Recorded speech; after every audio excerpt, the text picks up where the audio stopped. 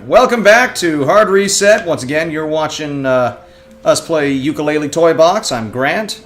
I'm Jasmine. I'm Binh.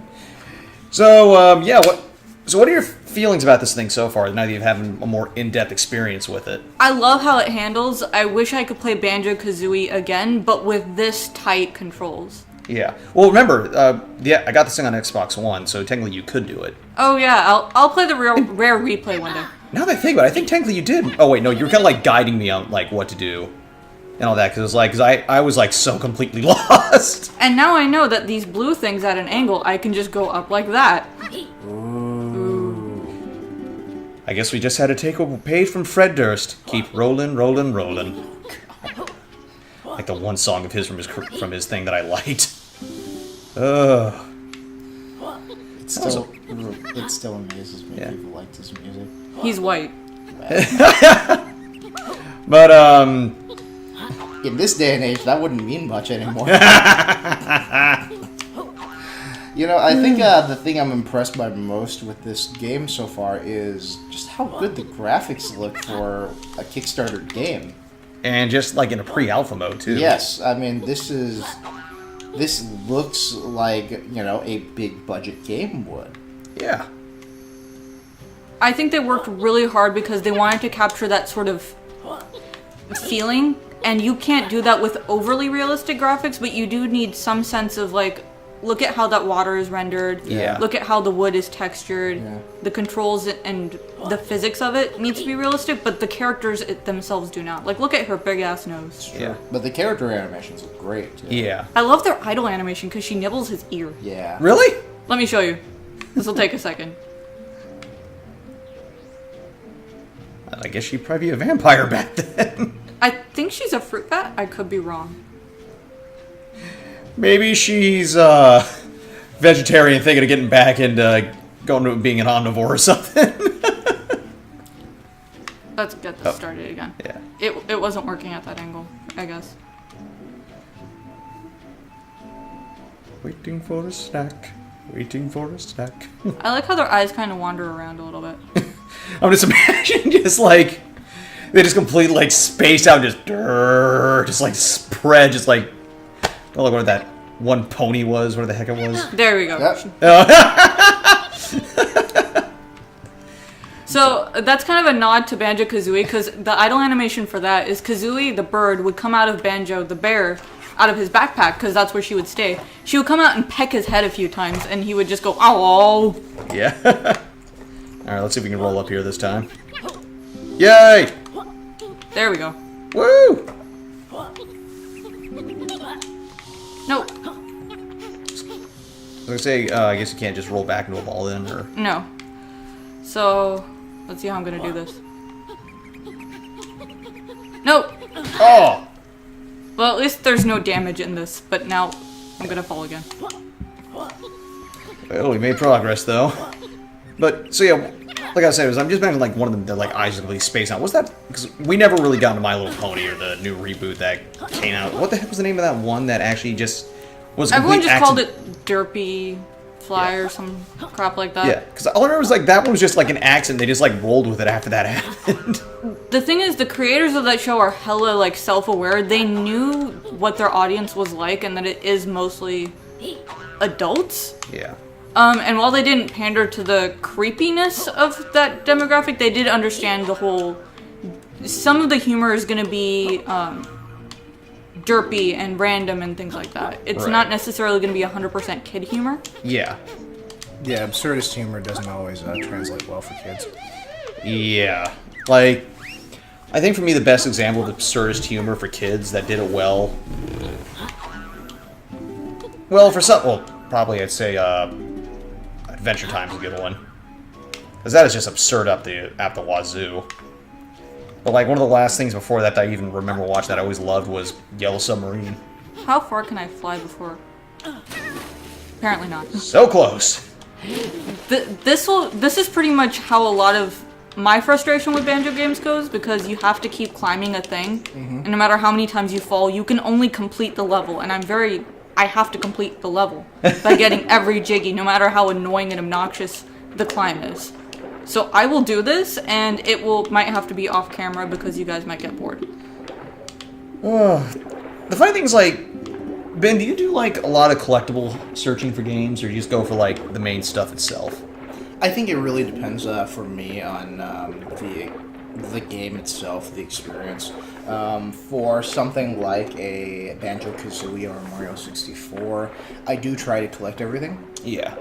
But for, let's say, your open world sandbox game, it's weird. I actually, like a Skyrim or a Grand Theft Auto, I actually don't go out of my way to collect everything. Yeah. I think those games are where I draw the line because I cannot sink 1,000 hours into finding every little nook and cranny. Yeah. And I have hookers to shoot.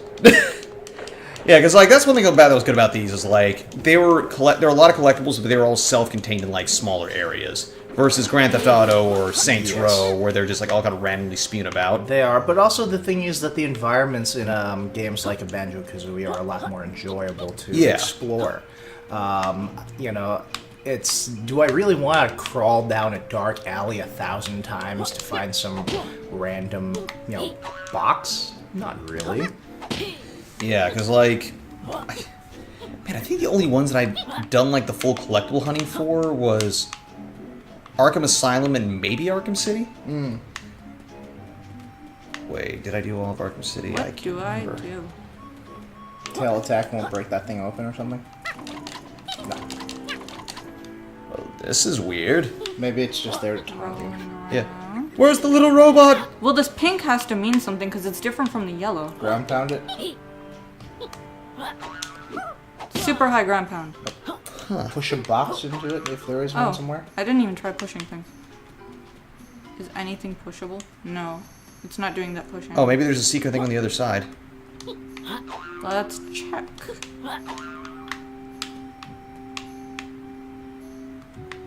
Nope. Maybe do a super jump from about there, then ground pound. Okay, let's try it. I missed.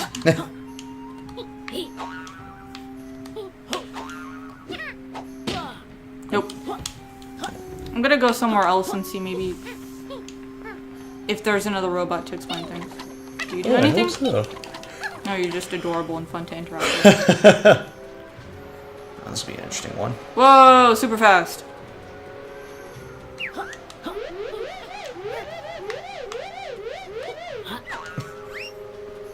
Wait, what? I missed that. What did it say? Does the breeze make you feel alive, users? That's called doping. Fortunately, I don't think video game characters are subject to drug testing. Mario and Sonic at the Rio games. Oh god, Mario is probably on all sorts of designing drugs. You know, they call it the mushroom, but we all know what it is. It's probably a cocktail of like HGH and EPO. Watch, Zangief was also supposed to be in the game, but they banned Russia, so... Oh, God. Because yeah, I'm just imagining, like, what were all the jokes about, like, what Mario's power-ups all represented? So, like... Various drugs? Yeah, like mushrooms or shrooms. Fire flowers were... I can't remember what. I remember the star was, like, PCP. Alright, that's definitely PCP. Yeah, that would make sense. But did you guys ever see the Photoshop picture of Mario as Scarface? I think I did, probably yeah. have. Did he also pretend to be a Cuban and not do it very well? Wow. Ah, circle. Let's see him do it. Hooray! Just had to get out of there in time. Okay, so now this will teach me what this glass and pink things mean. Maybe there was just a switch missing or something. So it's like, why do those ones have switches but the other one doesn't? There's probably a switch hidden somewhere. Yeah. Or there could be a switch here for something on that side. Yeah. But this yeah. teaches you the lesson, and then it says go over there to complete the lesson, kind of thing. Yeah, these games are kind of notorious for backtracking. That is true. Let's see.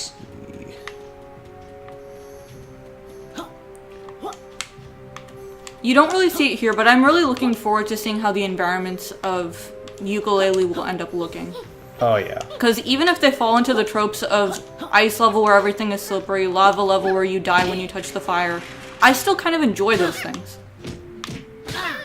Apparently those damage me. I think. And here we thought we were immortal. We were so wrong!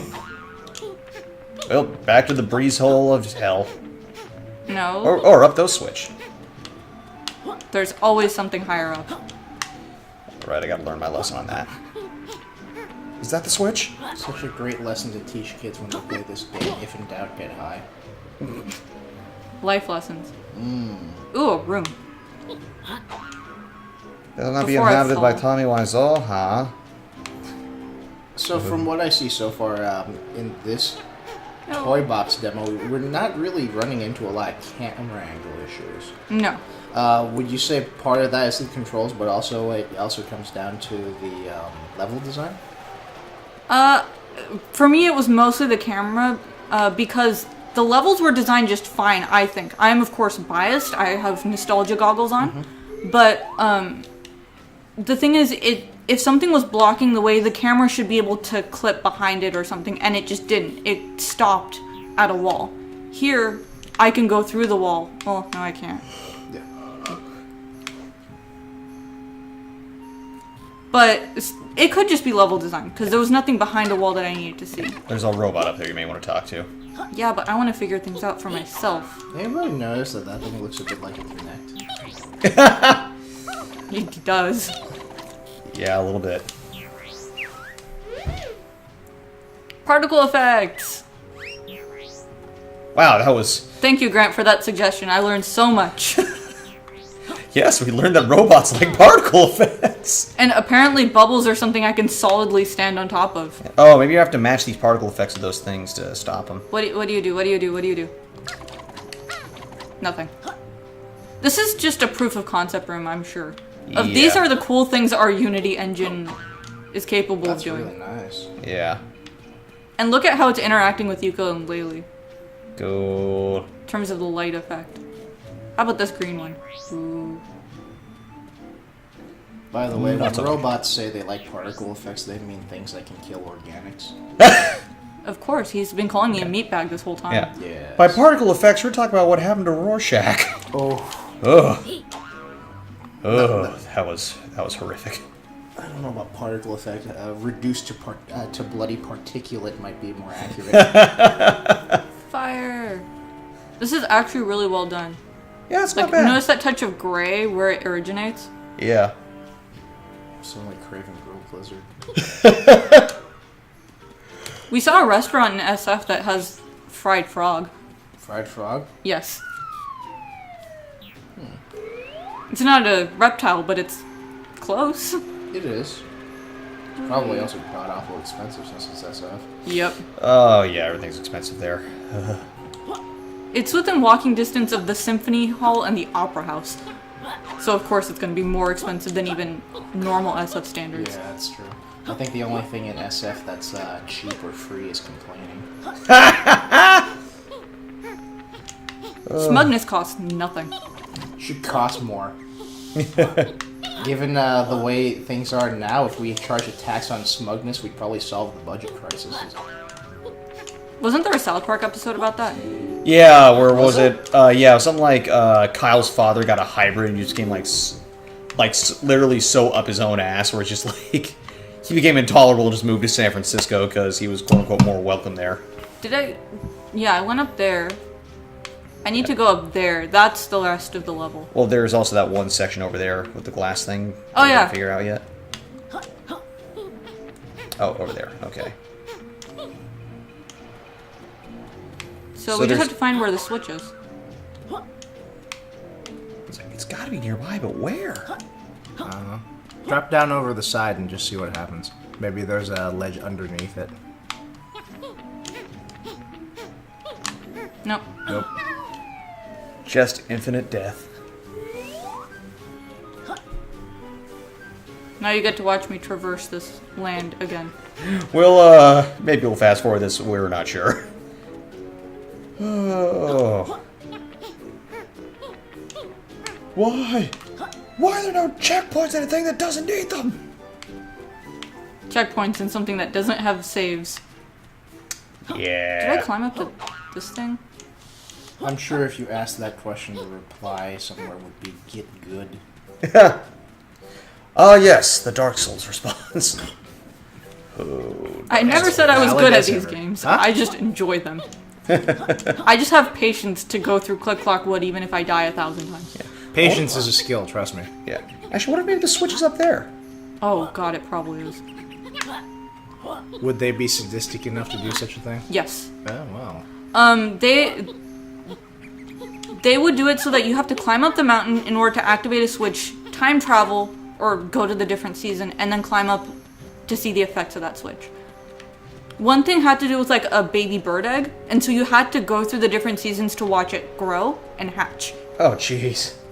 So yes, patience is definitely a thing. Did you go in there before? Where? The door over there. What door? Oh, shit. Yay, teamwork!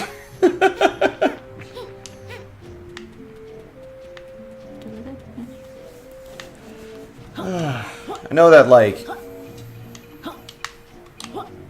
So how many of, like... So this is, like, all the major rare people then, right? You were saying earlier? So you Yes, said, like, there were, like... the only two names I can think of off the top of my head are Dave Wise and Grant Kirkhope, who do the music. Yeah. Dave Wise is the one who came up with that brilliant Donkey Kong Country theme. Oh, okay. And then Grant Kirkhope did the music for the Banjo games and I think GoldenEye, Perfect Dark, and DK64. He comes up with some of the great earworms. God, they made such great first-person shooters. He is my second favorite Grant after you. Yay. I believe your third was Grant Imahara? Yes, because badass Asian guy who makes robots and is on the TV. We need Asian representation, even if it is a stereotypical one. Gotta start somewhere, right? Yeah. Yeah, sorry, Grant. My favorite Grant was actually Ulysses S. Grant because he was a violent drunk. Fair He was enough. president. Granted, he was probably the worst president in American history, but he was president. Really? Oh, yeah. Even worse than Taft? Huh? Oh, you have no idea. I thought Taft was just useless. He was. It's better to be useless than bad. Yeah. I'm curious, so tell me about, like, what Ulysses did, some of his infamous accomplishments were then. It wasn't so much that he did anything. It was just that it's really more that he let his cabinet get away with everything. Numerous blatant examples of corruption. Actually, if anything, I would almost venture to say that his presidency or lack of a presidency may have actually led to the rise of the robber barons. Yeah. Basically creating an environment where they could thrive. Yes. Yeah, You because, seem like I could... like, one of the most corrupt presidential, Puzzles. or presidents I remember here, at least in terms of a cabinet, was, was James Garfield, I think? Yeah. You know, Garfield is always funny to me because of the fact that I don't know who the hell wrote this, but when I was a kid, there was a book about the President of the United States, and it was a children's book, and it gives you these mimetic rhymes about all these presidents, right? Yeah. And the one for James Garfield, said, like, Garfield on a station departed by assassination. Oh! No, you think that was bad. Truman was worse. What did they pick for him? It said, Truman 33, irradiated energy. Did he die from radiation poisoning? Well... How did he die again? Huh? No, it's not that. It's a reference to when he ordered the bombing of Hiroshima and Nagasaki. Oh, right. So this is me making a minor nitpick. When he pushes things, he's just doing his normal walk animation. Yes. He doesn't even put his arms up. Yeah. That's just a minor complaint I have Yeah. about this otherwise beautifully designed... They'll probably fix that. Yeah. Yeah. Also, the boxes are touch floaty Yeah. in terms of the physics. Yeah. That's because they're filled with helium. What do you expect? I wouldn't put it past them to fill up everything with helium in this Oh, game. that's Ooh, seesaw physics. surprising. Ooh. So this is very... It reminds me of Mario 64, except you can actually control it. Yay. It's slippery, but at least you can control your character. It's Oh! So don't go on the Too very soon. edge.